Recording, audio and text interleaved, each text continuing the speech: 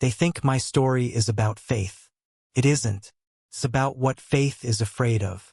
Most people, when they see the photographs, imagine my life as one of quiet, sacred dignity.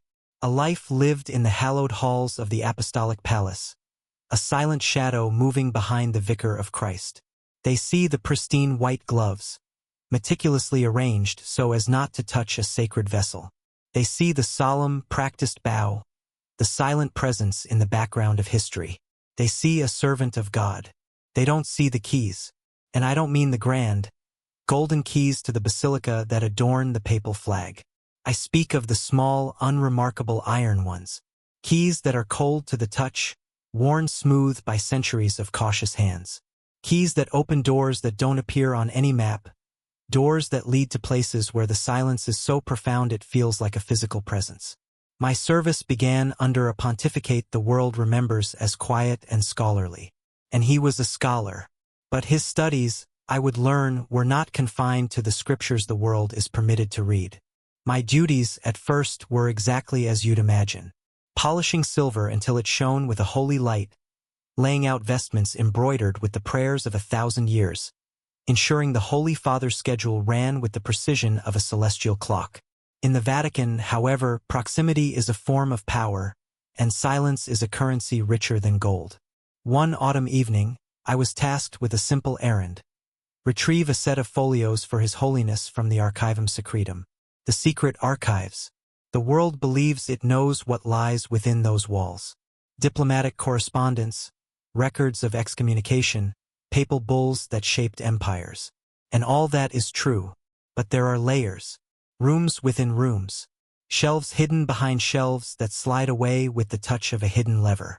The archivist, a frail man named Father Angelo whose eyes seemed to hold the dust of forgotten centuries, led me past the public records.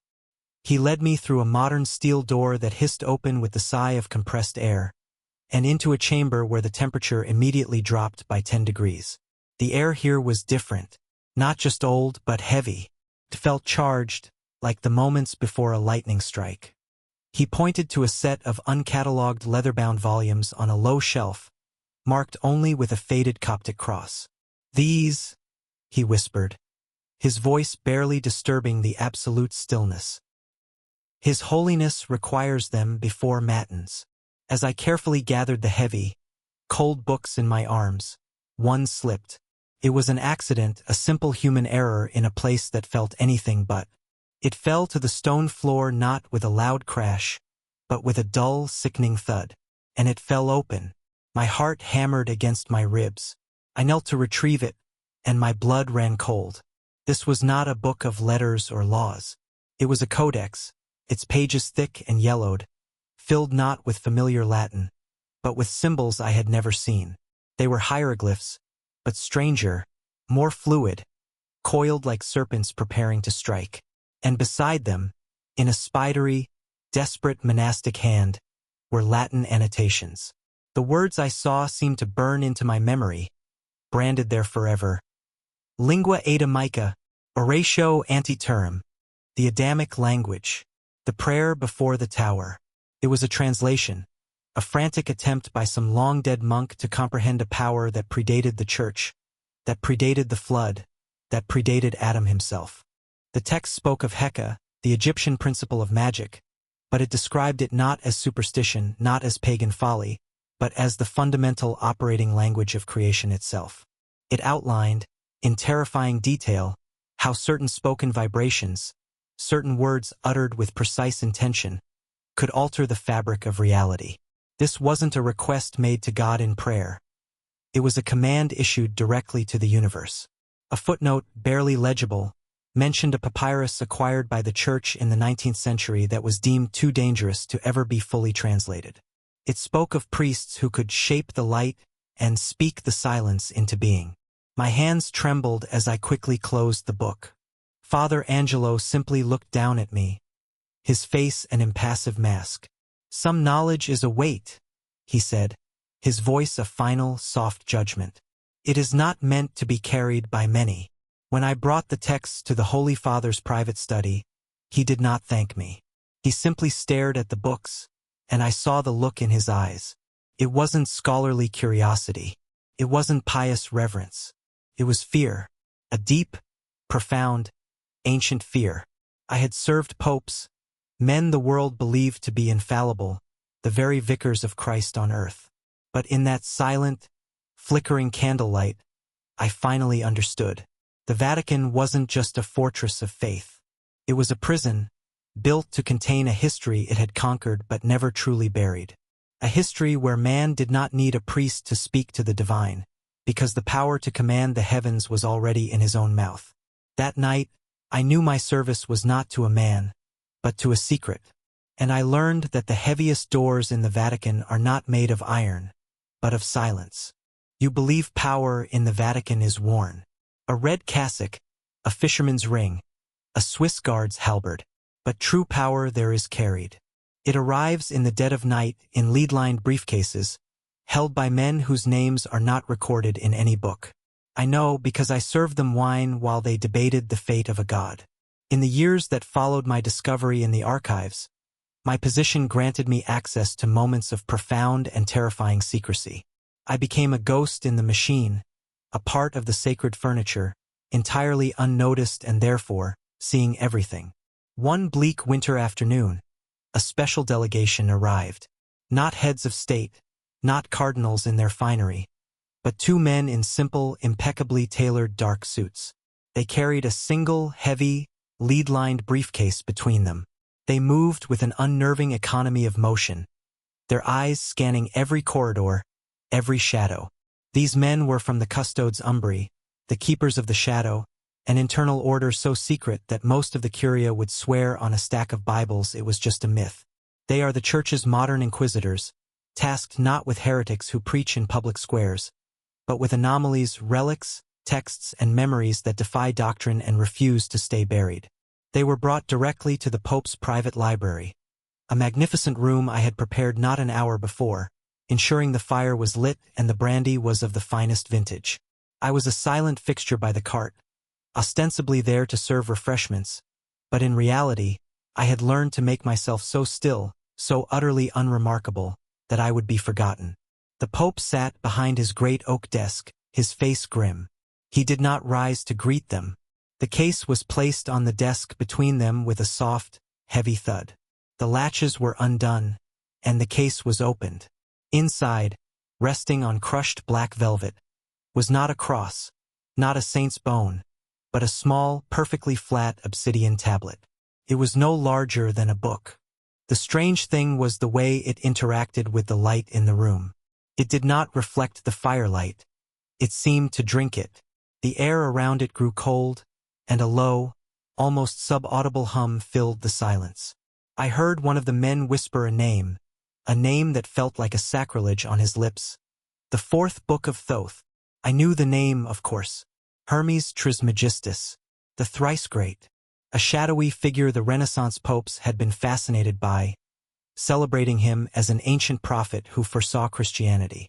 That was the official story. The unofficial one, the one that led to his name being scrubbed from approved texts, was that the Church later decided he was not a prophet, but a pagan rival whose wisdom was too dangerously complete. They dismissed his books as mere philosophical allegories. But this was no allegory. This felt alive. His Holiness did not touch the tablet. He stared at it as if it were a coiled serpent. One of the agents began to speak, his voice a low monotone. The tablet had been recovered from a private collector in Alexandria who had died under unusual circumstances. He had been attempting a translation using a cipher key he believed he had discovered. The ritual he attempted was incomplete, Your Holiness, the agent said. But the resonance is now active. Resonance. What a sterile, clinical word for what I felt in that room. It was a pressure, a vibration that seemed to settle deep within my bones, making my teeth ache. The Pope leaned forward, his voice barely a whisper. Does it speak of the Neteru? The agent nodded slowly. It names them, but it claims they are not gods in our sense. It calls them principles, living keys to the architecture of the soul. It suggests that man is not a fallen creature, born into sin, but a dormant one, born with a divine engine that has been deliberately switched off. I watched the Pope close his eyes, his knuckles white as he gripped the arms of his chair. "And the language?" he asked. "It is as the earliest forbidden texts described," the second agent replied. "It is phonetic but also mathematical. Posits that the universe is a symphony, and these words are the notes. To speak them correctly is to play the very instrument of creation." The conversation then turned to containment. The agents spoke of lead-lined vaults beneath the Vatican Hill, of soundproof chambers, of silencing the handful of secular academics who were, through their own research, getting dangerously close to these same truths. They spoke of the modern, online revival of what they called Kemetism, and how it was a theological contagion leading young people to ask the wrong questions. The Holy Father listened, his face a mask of stone. Then he gave his command. "It must be returned to the silentium. Let no one read it. Let no one speak of it again. Some truths are not for mankind. They belong to God alone." But as he spoke, I saw the lie in his eyes. He wasn't protecting mankind from a dangerous truth. He was protecting the church from a competing one. Because the tablet didn't just contain spells or forgotten gods. It contained a blueprint for divinity that required no church, no pope, no savior. It offered a world where power wasn't granted from on high, but awakened from within. As I stepped forward to pour the brandy, my hand shook so slightly that only I could feel it. I finally understood that the greatest heresies were not words spoken against God, but words spoken by other gods, long before the Bible was ever written. And the Vatican's most guarded secret was not that demons exist, but that other heavens might, too. The Church shows the world its miracles. It hides its exorcisms. But there is a third act, a sacrament of shadow they never speak of, performed in the cold earth far beneath the feet of the faithful. It is not an act of creation or of banishment. It is the ritual of burial. And I was a witness to the night they buried a living word. It was not a request. It was a summons. A soft knock on my chamber door long after midnight. A young Swiss guard, his face pale and taut, simply nodded for me to follow. We did not ascend to the papal apartments. We descended, down spiraling stone staircases that grew narrower and colder with each turn, past the public crypts, past the catacombs, into the ancient veins of the Vatican Hill itself. The air grew thin, smelling of damp stone and something else, something metallic and old, like forgotten blood. He left me at a simple, unadorned iron door. I had never been to this level. This was a place from before St. Peter, from before Rome was even an empire. I entered what they called the Chapel of the Bones, though it was no chapel. It was a crypt, small and circular, its walls lined with the skulls of men who had died centuries before Christ was born. Some said it was a Mithraic temple, a place of bull-slaying and starlight worship. In the center of the room, lit by 3 thick, black candles, stood 2 priests I recognized as the Vatican's senior exorcists, and a single cardinal, a man known for his rigid orthodoxy and his unervingly calm eyes. They wore no vestments, only simple black cassocks. They were not here to pray. They were here to work. My role, as always, was to be invisible, a witness who would never speak, a memory that would officially never exist. On a plain, rough-hewn wooden table in the center of the room lay a papyrus scroll. It was unrolled, and even from the doorway I could feel it. It was a palpable warmth, a soft, golden energy that seemed to push back against the crypt's oppressive chill. The very air around the scroll seemed to shimmer, to vibrate with a silent, living hum. It was an artifact the custodes Umbri had recovered from a hidden monastery in the Egyptian desert. The monks there, it was whispered, had been practicing a syncretic faith, blending Coptic Christianity with far older traditions. The scroll contained a healing ritual, one that didn't invoke saints or angels, but instead mapped the pathways of light within the human body. It was said to have cured a boy whom modern medicine had abandoned. But the Vatican did not see a miracle. They saw a rival system, a form of power that did not flow from their sacraments, and therefore could not be controlled. The cardinal did not open a Bible. He opened a small, square book bound in lead. The words he began to chant were not Latin. They were guttural, ancient, a cascade of syllables that felt older than language itself, making the candle flames dance and spit erratically. This was not a prayer. It was an incantation. The two exorcists did not sprinkle holy water or hold up crucifixes. They each held a wand of polished, black ironwood, and they began to trace complex symbols in the air on either side of the scroll. The symbols were not crosses. They were knots, spirals, and cages of light. They were not banishing a demon. They were building a prison of intention. As the cardinal's chant deepened, the warmth from the scroll began to recede. The beautiful, golden shimmer in the air flickered, faltered, and then ceased. A deep, profound cold filled the crypt, a cold that felt like an absence, a void. Felt like a voice had been silenced forever. The living presence was gone. The ritual was over. The exorcists carefully, almost reverently, rolled the now dormant scroll and placed it inside a cylindrical box made of dark cedar.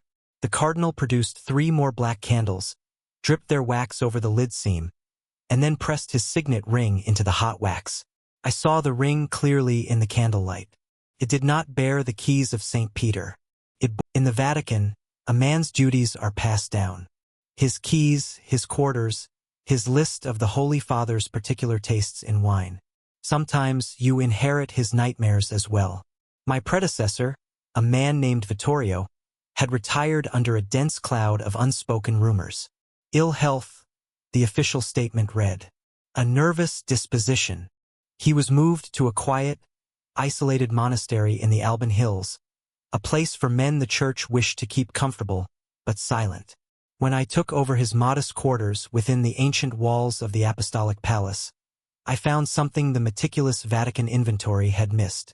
Behind a loose stone in the cold, an used hearth, a stone that felt colder than the rest, was a small, tightly bound leather journal. His journal. What I read in those pages, by the light of a single candle, chilled me more than any subterranean crypt. The ink was faded, the handwriting growing more frantic and disordered with each entry. Vittorio had not been merely a butler. He had been a seeker, a man consumed. He was obsessed with the Vatican's hidden Egyptian collection, the items he referred to as the silentium. His entries were not linear but a spiral of sketches, questions, and terrifying conclusions. He wrote of the secret museum, a vault he claimed existed near the Ethnological Museum, a place not on any blueprint, where items too active were stored away from the holy relics. He described a black stone tablet that pulsed with a soft, golden light in the dark. He drew a sketch of a broken mirror that didn't show reflections, but what he called memories of water and sand. He believed these weren't just relics. They were dormant technology. One passage, scrawled with a shaking hand, read, "They call it magic because they have forgotten the science." The priests of Ammonius did not pray for power. They built engines for it. The temples were not just houses of worship. They were resonators designed to amplify Heka. The Vatican did not conquer them. They unplugged them. But it was his final entries that explained his sudden retirement. Vittorio, in his obsessive digging, had found a reference to a predecessor of his own, a papal butler from the late 1800s named Luca Verno. Luca had been an official keeper of the vault and had died under the most mysterious of circumstances. Vittorio had managed to unseal Luca's restricted personnel file. Inside, he found a single, terrifying report. Luca had been found in his chambers, dead of what the physicians officially termed profound terror. On the floor of his room, drawn meticulously in ash, was a symbol. An eye inside a pyramid, but with a living serpent coiled around it, its tail in its mouth. Luca's last journal entry, which Vittorio had copied into his own, was a single, horrifying sentence. It followed me home. Vittorio was convinced Luca hadn't gone mad. He believed Luca had accidentally awakened something, or more accurately, had drawn its attention. The journal then detailed Vittorio's own desperate attempts to understand what Luca had seen. He began studying the pulse patterns of the glowing tablet, the low hum he claimed to hear from behind the vault door on quiet nights. He wrote about a chant, a specific series of vibrations he called the sound that unlocks, which he found cross-referenced in forbidden Coptic and Hermetic texts. He believed the church hadn't just hidden the artifacts. They had adopted and repurposed the ancient Egyptian rituals of containment, twisting powerful binding spells into the Christian rites of exorcism. It was the ultimate blasphemy, using the enemy's own weapons without ever admitting their origin. His last entry was almost illegible, the pen having dug into the paper. The silence is not empty. It listens. Last night, I heard my name whispered from the stone. It doesn't speak with a voice. It speaks in my thoughts. It knows the keepers. It remembers us. I must not let it follow me. After that, the pages were blank. They hadn't sent him to a monastery for his health. They had sent him there for quarantine. He had gotten too close to the fire, and they were terrified he would bring the flame out with him. I sat there in the cold silence of my new room, the journal resting in my hands like a block of ice. I thought of Vittorio, alone in his monastery, perhaps still listening for whispers in the dark. I thought of Luca, dead from fear, and the symbol of the serpent and the eye. I was the next in line. That night, I burned the journal in the same hearth where I had found it, watching as the frantic words and terrifying sketches turned to black ash. But you cannot unread something. You cannot unknow it. The fire consumed the paper, but the warning had been passed on. I now understood that the silence I served was a living thing. It had guardians and it had victims. And I, the quiet man in the white gloves, was now the sole keeper of its terrible secret. The Vatican is a fortress built of control. Control over history, control over doctrine, control over the very words used to speak to God. But control is an illusion, a constant, desperate battle against the currents of time. And I was there the day a crack appeared in the fortress wall, and a voice from a drowned millennium spoke through it. It was a public Sunday Mass in St. Peter's Basilica, on a brilliant, sun-drenched morning. The pews were a sea of humanity, the air thick with the scent of centuries of frankincense and faith. The television cameras were live, broadcasting the image of serene, immutable tradition to millions around the world. A visiting cardinal, an elderly, deeply respected theologian from Spain, was leading the liturgy. He was a man of unimpeachable orthodoxy, a scholar whose faith was as solid and unyielding as the marble beneath his feet. He reached the consecration, the most solemn and sacred moment of the Massachusetts. The choir fell silent. A hush descended upon the thousands gathered. He raised the host, his frail hands steady, and opened his mouth to speak the words that have been the bedrock of the faith for 2,000 years. Hoc est enim corpus meum. This is my body. But that is not what came out. The first sound was a guttural click, a syllable that had no place in any European language. It was sharp, ancient. A ripple of confusion, a collective frown, went through the crowd. The cardinal froze, a look of utter, profound shock on his face, as if he had been struck. He tried again, his lips forming the Latin, but this time, a phrase spilled out. A short, rhythmic chant that was not loud, but seemed to fill the cavernous space, absorbing all other sound. The air in the basilica grew heavy, charged with a strange electric pressure. And then, every microphone in St. Peter's went dead. Simultaneously, not with a pop of feedback, not with static, but with a sudden, absolute silence. The live broadcast cut out. The official explanation, released hours later, would be a catastrophic power surge. But I was there. I saw the technicians in their glass booth, frantically checking their equipment, their faces masks of panic and disbelief. Nothing was broken, yet the cardinal's voice continued, unamplified, yet it carried through the vast dome, echoing as if the stone itself were speaking. A woman in the front pew fainted. I heard a young Swiss guard behind me whisper a name, lingua ignota, the unknown tongue of the mystics. But an older guard next to him, a man who had served for 40 years, grabbed his arm and shook his head, his face ashen. No, he breathed, his voice tight with terror. That is older. The spell, for I can call it nothing else, broke as suddenly as it began. The cardinal staggered back from the altar, clutching his chest, his eyes wide with a horror I have never seen before or since. The other priests rushed to his side. He was escorted away through a side door, and the Mass was concluded by a visibly shaken subordinate. The official story was that the cardinal had suffered a minor stroke. He was never seen in public again. That evening, I was tasked with bringing a decanter of brandy to the papal apartments. The Pope was not alone. He was with the prefect of the Congregation for the Doctrine of the Faith, the man who runs the office once known as the Holy Inquisition. Their voices were low, urgent, stripped of all ceremony. I heard the cardinal's name. Then I heard another. The Memphite theology. It was a reference to an ancient Egyptian creation myth, one that describes the god Ptah creating the entire universe through speech alone, through the word on his tongue. The inquisitor's voice was cold, precise. The phonetic resonance, Your Holiness, matches fragments transcribed from the Shabaka stone. We believe he was not speaking but was being spoken through. The basilica, the sacred geometry of the dome, it must have acted as an amplifier, a resonator. The Pope, looking smaller and older than I had ever seen him, sank into his chair. How is this possible? After all this time? The inquisitor's reply is the secret I have carried like a stone in my heart for 20 years. He looked at the Pope, and there was no comfort in his eyes, only the cold certainty of a terrible truth. Perhaps, he said, his voice barely a whisper, we never truly banished them. Perhaps we only built on top of them. They weren't talking about a stroke. They were talking about a possession, not by a demon from hell, but by a linguistic ghost from a buried religion, a memory that had woken up for a moment in the heart of its rival's temple.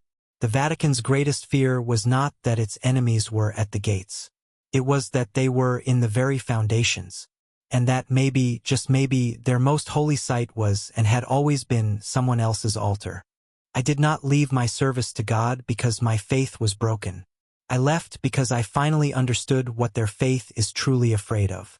For years, I believed I was guarding sacred truths. I was wrong. I was a janitor in a hall of mirrors, a butler in a house of elegant lies, tasked with polishing the surface of a story so that no one would ever see the terrifying reality reflected within it.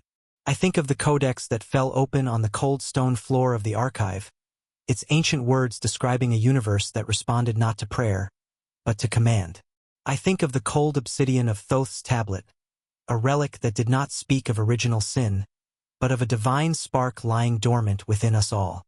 I see the golden warmth of the healing scroll before they extinguished its light in a cold crypt, silencing a miracle simply because it did not flow from their hands. I feel the weight of Vittorio's journal, a warning from a haunted man who learned that the silence itself is a conscious thing, that it listens, and it remembers its keepers. And I hear it still, the echo of a language older than Rome, spoken through a cardinal in the heart of St. Peter's, a linguistic ghost rising from the very foundations to prove that the ground beneath their feet was never truly theirs. Each of these moments was a key, unlocking another door in the long, dark corridor of my understanding. And at the end of that corridor, I found the Vatican's final, most deeply buried secret. It is not an object. It is not a scroll or a demon locked in a box. It is a single, devastating truth. Their greatest fear is you. For 2 millennia, the Church has presented itself as the sole keeper of the divine word, the one true narrative of creation, sin, and salvation. But the secret I carry is this: its foundation is built upon the deliberate, systematic silencing of other, older words. They feared ancient Egypt not for its idols or its animal-headed gods. They feared its knowledge. They feared a spiritual science that taught that humanity was not born into sin, but into a state of immense potential. A magic that was not a violation of nature, but its deepest, most intimate expression. They feared a history where resurrection was not a singular, unrepeatable event, but a recurring theme, a process, a technology of the soul carved on tomb walls 1,000 years before Christ ever walked the earth. The private letters I was privy to, the secret audiences I witnessed, the forbidden rituals I observed, they all pointed to the same terrifying conclusion. The Vatican is not just hiding scrolls and artifacts. It is hiding an alternate timeline of human spirituality. It is actively guarding the world from the memory of its own power. They positioned themselves as the gatekeepers, the indispensable intermediaries, the sole dispensers of grace, because the alternative was unthinkable. The alternative was a world where you did not need a priest to speak to the divine, because the divine was already inside you, waiting to be awakened. I left the service not long after the incident in the basilica. The official reason was my advancing age. The real reason was the silence. It had grown too loud. I could feel the weight of it in the cold marble, hear the whispers of it in the rustling pages of the archives, see the fear of it in the eyes of the most powerful men on earth. They were not shepherds guarding a flock. They were wardens guarding a prison of forgotten potential. So I live a quiet life now, surrounded by my books, a ghost from a world no one knows exists. But some nights I still see the symbols from that fallen codex. I still feel the cold from that sealed crypt. I still hear the echo of a language that was not meant to be spoken in St. Peter's Basilica. They built an empire on the belief that they held the only key to heaven. But deep in their vaults, they hide the evidence that heaven has many doors, and that some keys were not forged in Rome, but were buried in the sands of time, waiting. The question I leave you with is not whether you believe my story. It is to ask yourself, why, after 2,000 years of absolute power, are they still so afraid of what you might remember?